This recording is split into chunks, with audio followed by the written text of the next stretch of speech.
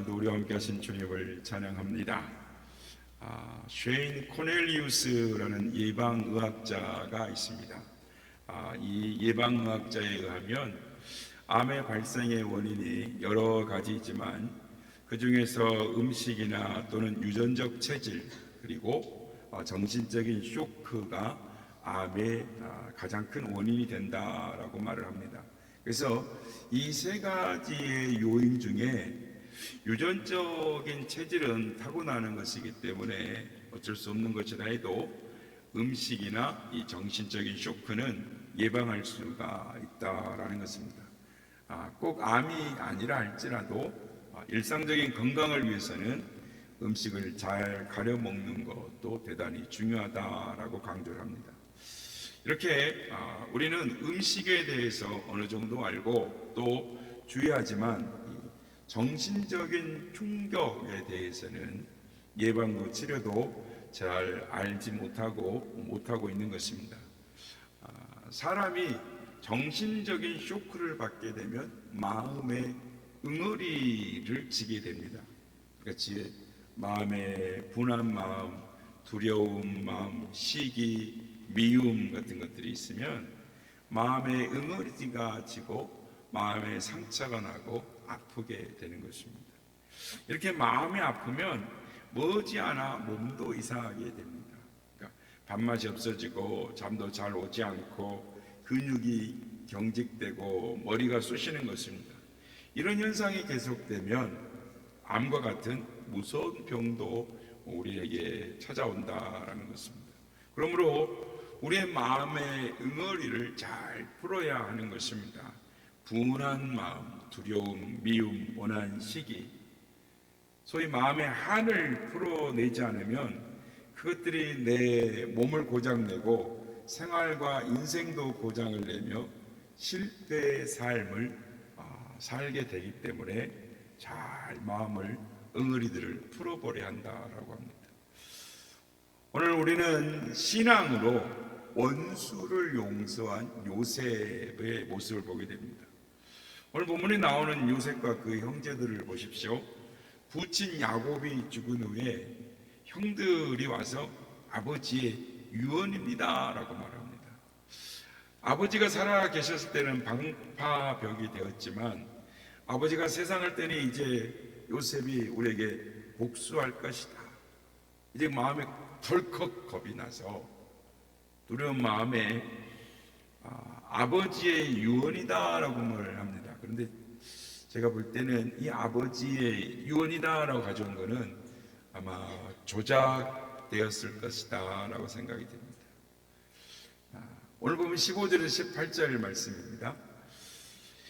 요셉의 형제들이 그들의 아버지가 죽었음을 보고 말하되 요셉이 혹시 우리를 미워하여 우리가 그에게 행한 모든 악을 다 갚지나 아니할까 하고 요셉에게 말을 전하여 이르되 당신의 아버지가 돌아가시기 전에 명령하여 이르시기를 너희는 이같이 요셉에게 이르라 내 형들이 내게 악을 행하였을지라도 이제 바라건대 그들의 허물과 죄를 용서하라 하셨나니 당신의 아버지의 하나님의 종들인 우리 죄를 이제 용서하소서 하며 요셉이 그들이 그에게 하는 말을 들을 때에 울었더라. 그의 형들이 또 친히 와서 요셉의 앞에 엎드려 이르되 우리는 당신의 종들이니이다. 요셉이 왜 울었을까요? 얼마나 형들이 겁이 나면 아버지 핑계를 대고 유언을 거짓으로 조작해서 내게 말을 할까? 속이 환히 들여다 보이지 않습니까? 아버지가 할 말이 있으면 요셉에게 말했지 왜 형들에게 말을 하겠습니까? 형들에게 말할 때는 혼을 내고 질책을 했겠죠. 그러나 요셉은 그들이 두려워하는 떠는 걸 보고 불쌍히 여겼습니다. 요셉이 형들에게 팔려서 10년간 종살이하고 감옥살이를 했습니다. 그러니 보통 사람 같으면 이가 갈리고 마음에 한이 맺히지 않겠습니까? 그러나 요셉은 그런 중에서도 하나님의 은혜를 입어 형들을 용서하고 있었습니다. 그랬기 때문에 요셉이 건강하게 살아났지 아마 오난을 품었으면 감옥에서 병들었거나 죽었을 것입니다. 형들은 요셉이 두려워서 요셉에게 지은 죄가 있어서 용서를 막 구합니다. 요셉은 이미 용서했기 때문에 쉽게 화해할 수가 있었습니다. 요셉의 고백 속에, 요셉의 말 속에 그의 신앙이 나타나 있습니다. 오늘 보면 19절에서 20절 말씀입니다. 요셉이 그들에게 이르되 두려워하지 마소서, 내가 하나님을 대신하리이까. 당신들은 나를 해하려 했으나 하나님은 그것을 선으로 바꾸사 오늘과 같이 많은 백성의 생명을 구원하게 하시려 하셨나니. 첫째로 요셉은 형들이 자기를 애굽의 장사꾼들에게 노예로 팔아먹은 사건을 하나님이 개입하신 사건으로 해석을 하고 있습니다. 하나님의 은혜와 사랑이 나타난 섭리적인 사건으로 그 사건, 자기한테 얼마나 고통스러운 사건입니까? 그거를 그렇게 해석을 했습니다. 여러분, 이 세상에 일어나는 모든 일들을 어떻게 보느냐에 따라 그 의미가 달라지는 것입니다. 불평과 원망의 사건으로 보일 수도 있고 은혜와 사랑과 감사의 사건으로 보일 수 있다라는 것입니다. 아침마당이라는 프로에서 자동차 판매왕 김민우라는 분의 인생 역전을 소개한 걸 본 적이 있습니다. 저는 어떤 분이 저한테 그거 했다고 이야기를 해가지고 저한테 들었는데, 제가 그래서 들었는데 이 자리에 앉아 계시죠? 내가 그걸 봤다고 막 이야기를 했어요, 저한테. 근데 그 사람은 노래를 부르는 것이 꿈이었습니다.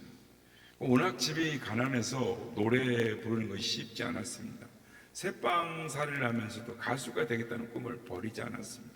그런데 노래를 해야 누구 살 데가 없잖아요. 그래서 주인한테 쫓겨날까봐 큰 항아리를 집에다 사다 놓고 항아리 속에다가 머리를 집어넣어 놓고는 목이 터져라고 노래를 불러댔습니다. 피눈물 나는 노력의 결과 그가 가수가 됐습니다. 그리고 1집 앨범이 나왔는데 히트였습니다. 겨우 3개월밖에 활동을 하지 않았지만 5주 연속 1위였습니다. 인기가 얼마나 좋은지. 근데 이 김민우라는 사람이 순진해요. 매니저도 없고. 그래서 나이가 군대에 가게 돼서 팬들의 열렬한 배웅을 보면서 군대를 갔습니다. 야, 내가 1년 6개월 군 복무를 마치고 나오면 내 인기가 똑같으리라. 내가 한번 열심히 살아보리라. 기대를 가지고 나왔는데 세상이 변해 있었습니다. 자신을 기억해주는 사람이 없었습니다. 가요계가 서태지란을 비롯해서 댄싱, 그러니까 춤과 또한 이 노래 랩을 넣어서 부르는 사람, 완전 가요계가 신세대로 그냥 확 바뀌어 있었어요. 그래도 포기하지 않고 밤무대를 돌면서 노래를 합니다. 설상가상으로 빛까지 얻어서 만든 스튜디오가 불에 타고 맙니다. 병상에 누워있는 부모님 뒷바라지 하랴. 이 상황에서 모든 것이 허망하게 끝나는 것 같았습니다. 자신의 힘과 노력으로 아무것도 할 수가 없습니다.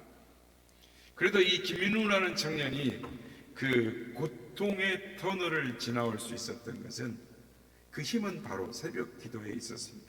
밤무대에서 노래를 부르고 돈을 벌기 위해서 하루에 100km가 넘는 거리를 왔다 갔다 할 때도 그 힘든 여정 속에서도 새벽이면 하나님 앞에 눈물로 부르짖습니다. 그런데 어느 날 자기 마음속에 이런 생각을 합니다. 더 이상 나는 가수로 길이 끝났다. 그래서 생계를 위해서 시작한 것이 외제차를 판매하는 것이었습니다. 3개월 동안. 그런데 한 대도 못 팔았어요. 계약을 못했어요. 그런데 자기가 가수입니다 하고 말하면 한 대라도 팔 텐데 가수란 말을 하기가 싫은 거예요. 그래서 그냥 이리 팔고 저리 팔도 안 되니까 이제는 어디까지 가게 되냐면 올림픽도로에 차들이 막 막혀 있잖아요. 그 사이사이를 다니면서 막 명함을 줍니다. 그래서 결국은 자동차 판매왕으로 인생 역전을 합니다. 사랑하는 여러분, 내가 지금 처한 현실이 힘들고 어려울 수 있습니다. 내 생각으로 이해되지 않을 수 있습니다. 그렇다고 환경을 탓하거나 문제에 매이지 마십시오. 내 생각, 내 판단을 내려놓고 조용히 눈을 들어서 나에게 다가오시는 하나님을 보십시오.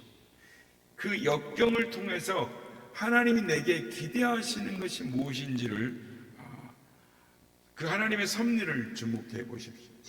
우리의 모든 삶은 하나님의 섭리 안에 있음을 믿으시길 바랍니다. 그것이 바로 새로운 인생 역전을 이룰 수가 있습니다. 요셉은 하나님께서 악을 선으로 바꾸셨다라고 말을 합니다. 불행하게 보이는 그 사건 속에서 하나님의 은혜와 사랑과 섭리가 있다라고 믿고 감사했다는 것입니다. 그래서 나를 이리로 보내시는 이는 하나님이십니다. 하나님이 이 고통스러운 사건이지만 나를 이 자리에 이곳에 보내신 것은 하나님이 나를 보내셨다. 그렇게 믿었다라는 거예요. 우리가 지난주에 살펴보았지만 노예 생활한다는 건 굉장히 힘든 일입니다. 그런데 억울한 일을 당했습니다. 바로 시대장의 감옥에 갔습니다. 이곳은 나라의 중재인들만 가는 곳입니다. 그러니까 왕의 명령이 아니면 살아서 나올 수 없는 곳에 들어간 것입니다. 그러니까 너무나 억울한 일이죠. 이제는 인생이 끝나버린 거예요. 얼마든지 원망하고 불평하고 낭망하고 좌절할 수 있었습니다.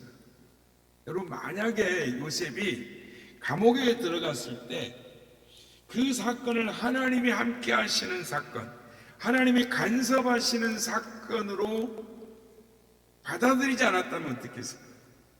낙심하고 좌절했다면 어떻겠을까요? 나는 억울해 못 살겠어. 고통과 분노 가운데서 막 살았다면 어떻게 됐을까요? 아마 그렇다면 성경에서 우리가 만날 수 있는 요셉을 볼 수 없었을 것입니다. 어떤 외과 의사 선생님의 간증을 읽어보았는데요. 그가 한 여자 환자를 진찰을 했는데 유방암이었습니다. 그래서 그녀가 과거에 어떤 병을 앓았는가 이렇게 이제 문진을 하게 되죠. 이렇게 물어봤는데 그녀가 제일 먼저 갑상선암을 앓았답니다.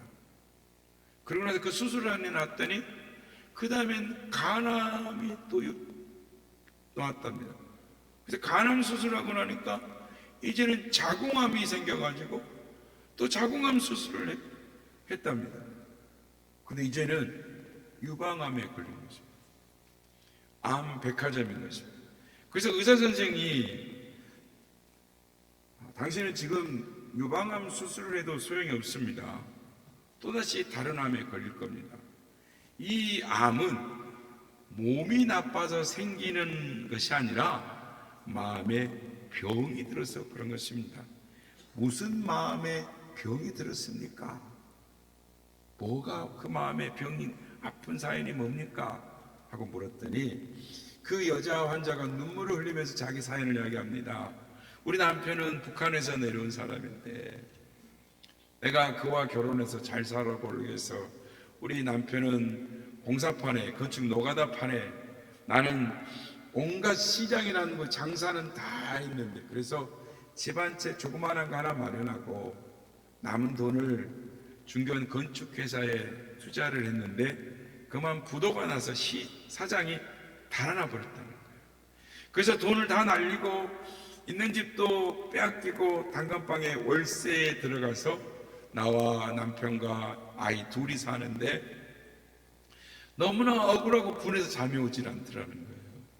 우리 남편은 탄식하고 울고 화내다가 술 먹고 그러다가 결국은 혈압이 높아져 갖고 뇌출혈로 쓰러져서 중풍병자로 누워있다는 거예요. 그런데다가 아들, 딸은 학교도 못 가고 좁은 그 방 한 칸에서 비좁은 방에서 웅크리고 자는 모습을 볼 때에 자신의 마음이 갈갈이 찢어지는 것 같아요. 그래서 그 건축회사 화장 그 사장놈을 만나기만 하면 갈갈이 찢어 죽여버리겠다라는 마음을 품었다는 거예요. 그 말을 들은 의사 선생님이 말하기를, 그것은 사람이 마땅히 할 생각입니다마는 당신이 그 사람을 미워하면 그 사람이 해를 받는 것이 아니라 당신이 죽습니다.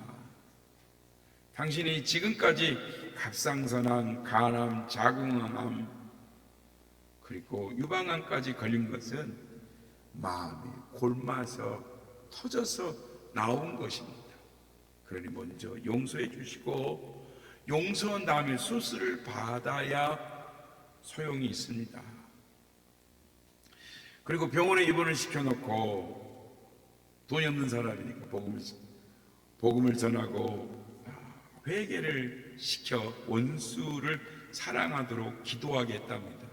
그랬더니 하나님의 도우심으로 이 여자분이 자기를 망하게 한 원수들을 미워했던 것을 용서하고 미워했던 것을 회개하고 비로소 얼굴에 웃음을 찾고 찬송을 부르더라는 거죠. 그리고 의사선생님이 유방암 수술을 했는데 깨끗이 나와서 이제는 건강하게 찬송을 부르며 산다라는 것입니다. 여러분, 우리 한번 따라서 해보겠습니다. 미움과 원망을 몰아내고 용서하며 살자. 그래야 내가 산다. 시작. 미움과 원망을 몰아내고 용서하며 살자. 그래야 내가 산다. 그렇습니다. 요셉의 입장에서 보면 얼마나 억울하고 억울했겠습니까? 형들이 얼마나 미웠겠습니까? 근데 이것 또한 하나님의 간섭하시는 사건으로 받아들였던 것입니다. 그리고 더더욱 하나님을 의지했을 것입니다. 아니, 하나님을 의지했습니다. 그래서 성경에 보면 요셉이 감옥에 들어갔는데 하나님이 요셉과 함께 하셨더라라고 말씀을 하는 것입니다. 잘 알려진 이야기입니다. 이랜드의 박상수 회장이 20대에 알 수 없는 이유로 근육무력증에 걸렸습니다. 이 근육무력증은 근육이 마비가 돼서 서서히 몸이 굳어 죽어가는 병입니다. 그래서 결국은 이 식도도 이렇게 굳어져서 혀가 굳어져 침도 못 삼키고 결국 이렇게 죽어가는 병인 것입니다. 그런데 의학의 발달에도 지금도 특별한 치료책이 없어요. 그러니까 가만히 있으면 2, 3년 내 길어봐야 10년이면 다 세상을 이렇게 떠나는 것이죠. 몸이 굳어가는 것입니다. 젊은 청년이 20대에 예수님을 영접했어요. 그리고 이제 예수님 믿고 잘 살아보겠다고 했는데 갑자기 병이 들어버린 겁니다. 그러니까 울고 절망하고 부르짖고 간절히 기도하다가 결국 마음에 그냥 이런 생각이 떠오른 거예요. 예수 믿은 지 얼마 안 됐습니다. 하나님, 나를 향하신 하나님의 뜻이 있으시죠. 살려주시면 하나님의 영광을 위해 살겠습니다. 하나님께 저의 생명을 맡깁니다. 이래놓고 마음속에 하나 떠오른 거예요. 책을 읽어야 되겠다. 하나님한테 이런 마음이 든 거예요. 하나님, 안 고쳐주시면 책 읽다가 그냥 죽겠습니다. 이러고는 미친 듯이 읽었어요. 2년 만에 잘 알려진 것처럼 3,000권을 읽었습니다. 2년 만에 3,000권 한번 해보세요. 안 돼요. 얼마나 미친 듯이 읽었는가를. 그런데 하나님의 기적이 일어났어요. 치료가 불가능하다는 근육무력증이 어머니 소개로 만난 한의사가 준 약을 먹고 몸이 나아버린 것입니다. 점점 효과가 나아버린 거예요. 그러고 나서 이게 믿겨지지 않는 거예요. 자기도. 그래서 몸이 나아서 혹시 재발할지 모르겠다. 그래서 그 한의사를 찾아갔는데 한의사가 하는 말이 참 정말 이상합니다. 제가 어떤 처방전을 썼는지 기억이 안 납니다. 근데 처방전이 어디 났는지 그것도 사라져 버렸어요. 그러면서 고개를 갸우뚱거리면서 하는 말을 듣는 순간 이 박성수 청년의 마음속에 하나님이 내 곁에 계시구나. 하나님 내 기도를 들으셨구나. 자기 곁에 계신 하나님의 숨결을 피부로 느낄 수 있었다라는 것입니다. 성도 여러분, 우리는 내가 가는 인생의 여정을 다 헤아릴 수 없습니다. 그러나 내가 원치 않는 일이 벌어져 바닥으로 떨어질지라도 나의 모든 삶이 주님의 뜻 안에 있음을 믿으시길 바랍니다. 복음성가 가사 중에 주님이 뜻하신 일 헤아리기 어렵더라도 언제나 주 뜻 안에 내가 있음을 아노라 라는 찬양이 있습니다. 우리의 모든 삶은 주님의 뜻 안에 있습니다. 힘들고 어려울 때 나의 모든 삶은 주님의 뜻 안에 있다. 주님이 내 곁에 계신다. 나는 주님 안에 있다. 이렇게 선포 고백해 보시길 바랍니다. 그 힘든 문제 가운데 더 놀라운 하나님의 섭리와 계획이 있음을 믿음으로 바라보시는 우리 모두가 되시길 예수님의 이름으로 축복합니다. 이것이 바로 우리의 인생의 역경을 순경으로 바꾸는 지혜요 비밀인 것입니다. 내 입장에서 내 뜻대로 해석하려면 도무지 풀리지가 않는 것입니다. 하나님의 관점에서 다시 한번 돌아가서 생각을 해보면 문제가 쉽게 풀립니다. 하나님의 섭리를 깨달으면 놀라운 역사가 일어납니다. 환경이 바뀌어진 것이 아닙니다. 문제는 그대로 있는데 그 역경 가운데 하나님의 놀라운 계획과 뜻이 있음을 깨닫는 순간 기쁨이 있고 감격이 있고 삶의 가치와 태도가 바뀌게 되는 것입니다. 여러분, 하나님은 참 이상한 분입니다. 절망스러운 불행한 자리에 처한 사람들에게 지극한 사랑과 은혜를 베푸신다라는 것입니다. 억울해 보이고 불행해 보이는 그 사건은 하나님의 은혜와 사랑의 섭리가 나타나는 사건인 것입니다. 그렇습니다. 요셉은 그것을 알기에 하나님께 감사했던 것입니다. 마지막으로 하나님께서 나를 이 자리에 오게 하신 것은 나를 통해 하나님의 뜻을 이루고 생명을 구원하게 하시림을 믿어야 하는 것입니다. 오늘 본문에 등장하는 요셉은 그는 지금 형제들을 용서하고 있습니다. 지난 시절 요셉은 형들 때문에 평생 잊을 수 없는 상처를 입었습니다. 이제 아버지도 돌아가시고 없는 마당에 그들이 와서 진실하게 우리가 잘못했습니다 하면 되는데 아버지 핑계를 대고 거짓말을 해요. 마음만 먹으면 가둘 수도 있고 괴롭힐 수도 있고 죽일 수도 있는데 그러나 요셉은 형들을 복수하지 않고 오히려 간곡한 말로 그들을 위로하는 것입니다. 무엇이 요셉으로 이렇게 변하게 했을까요? 그것은 바로 요셉이 하나님이 자신에게 누구인지를 알고 있었기 때문에, 믿었기 때문에, 모든 것을 다 하나님의 섭리라고 받아들였기 때문에 그의 신앙이 원수를 용서할 수 있었던 것입니다. 잘 아는 이야기죠. 네덜란드의 고립 출신인 이 크리스찬의 이 유명한 콜텐 붐이라는 여사가 있었습니다. 그가 나치 점령 당시에 유대인들을 섬겨 주었다가 독일 라벤스부르크 포로 수용소에 가서 수감을 당했는데 자신의 언니하고 자기하고 들어갔는데 언니는 죽고요. 자기는 그곳에서 말할 수 없는 고통을 겪었습니다.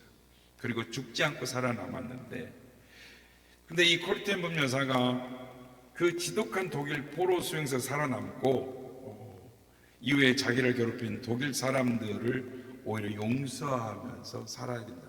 독일 민족을 용서해야 됩니다. 그래서 이 용서의 복음을 전하면서 이렇게 다녔습니다.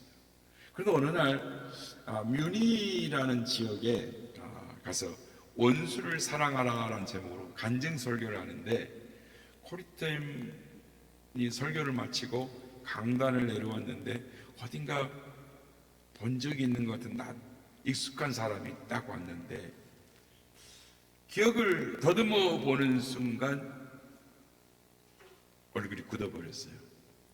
심장이 굳어버렸어요. 손이 바르르 떨립니다. 왜요? 그때 자기 옷을 벗기고 채찍질하고 침 뱉고 자기 언니 죽이고 자기를 고문했던 그 사람, 그 일들이 주마등처럼 흘러가는 것입니다. 자신이 받은 온갖 수치와 조롱, 모욕, 손이 떨려서 손이 내밀어지질 않는 것입니다. 그 순간 주님 앞에 고통 속에서 기도합니다. 오 하나님, 저는 저 사람을 도저히 사랑할 수 없습니다. 그러나 주님의 사랑으로 사랑하게 될 줄로 믿습니다. 주여 믿습니다. 그리고는 바르르 떠는 순간 그 손을 쑥 내밀어 덥석 그 사람의 손을 잡았습니다. 바로 그 순간 하나님의 엄청난 사랑이 자신에게 밀려 들어오는 것을 느꼈다라고 간증을 합니다. 요셉은 지금 용서하기 힘든 상황입니다. 도저히 용서할 수는, 용서해 준다고 했는데 또 와서 또 거짓말을 하고 있는데 이 사람들 어떻게 하면 좋을까요? 그래도 하나님의 섭리로 받아들이고 용서합니다. 그들을 위로하고 배려합니다. 오늘 보면 20절 21절입니다. 당신들은 나를 헤아려 했으나 하나님은 그것을 선으로 바꾸사 오늘과 같이 많은 백성의 생명을 구원하게 하시려 하셨나니 당신들은 두려워하지 마소서. 내가 당신들과 당신들의 자녀를 기르리이다. 참으로 대단한 신앙입니다. 요셉은 분명 역사의 주인이 하나님이신 것을 믿었습니다. 이런 하나님의 절대 주권에 대한 신앙, 하나님의 섭리에 대한 믿음, 이것이 이 신앙이 얼마나 필요합니까? 여러분, 이것은 국가적으로 필요할 뿐만 아니라 개인의 삶 속에서 하나님의 주권에 대한 믿음, 내가 억울한 일을 당할 때, 괴로운 일을 당할 때, 아픈 일을 당할 때 누가 나를 아프게 하는가? 그 초점을 포커스를 상대에게 맞추는 것이 아니라 그 상처를 거기에 맞추고 있으면 우리 마음이 자유로울 수가 없는 것입니다. 요셉은 형들에게 근심하지 말라, 한탄하지 말라, 오히려 위로하고 권면합니다. 그 마음에 형들에 대한 응어리진 거, 맺힌 것이 조금도 남아있지 않았습니다. 그러니까 하나님이 요셉에게 큰 복을 줍니다. 그래서 요셉은 이긴 자의 대표인 것입니다. 성도 여러분, 예수님은 우리를 풀어주시기 위해서 풀어주시기 위해 이 땅에 오셨습니다. 그리고 예수님 안에서 우리가 풀지 못할 것이 무엇이 있겠습니까? 손양 목사님의 두 아들이 하루아침에 공부에게 희생이 됐습니다. 하나들도 아니고 두 아들이 죽임을 당했습니다. 그 아들을 죽인 공비가 밉고 죽이고 싶도록 미웠습니다. 싫었습니다. 미웠습니다. 엉엉 울었습니다. 그 책에 보면 손동희 권사님이 쓴 책에 보면 미워서 어쩔 줄 모릅니다. 밤새워. 그리고 그 미워서 막 어쩔 줄 모르는 그 마음을 다른 목사님이 한 분이 손 목사님께 손목사 하면서 따끔한 말을 해줍니다. 누군지는 이름이 밝혀지지 않으나 그런데 이렇게 미워하는 마음, 그 인간의 정상적인 마음이죠. 그래, 할 수 없지. 이미 죽었으니까 이건 인간의 마음이 아닙니다. 그래서 손 목사님은 처음에 그를 그렇게 미워하고 징후했다라는 것을 그러다가 고민합니다. 밤새 고민합니다. 주님, 내가 어떻게 해야 될까요? 내가 언제까지 저를 미워해야 할까요? 내가 저를 미워한다고 죽은 아들들이 살아 돌아오는 것도 아닌데 주님, 어떻게 해야 된단 말입니까? 그러다가 공비를 살리기 위해서 탄원서를 습니다. 자기 죽은 두 아들 대신에 아들 삼겠다고 탄원서를 냅니다. 도저히 말이 안 되는, 흉내낼 수 없는 일이 현실로 나타나는 것입니다. 그 이유가 우리들이 예수님께로부터 용서받은 경험이 있기 때문인 것입니다.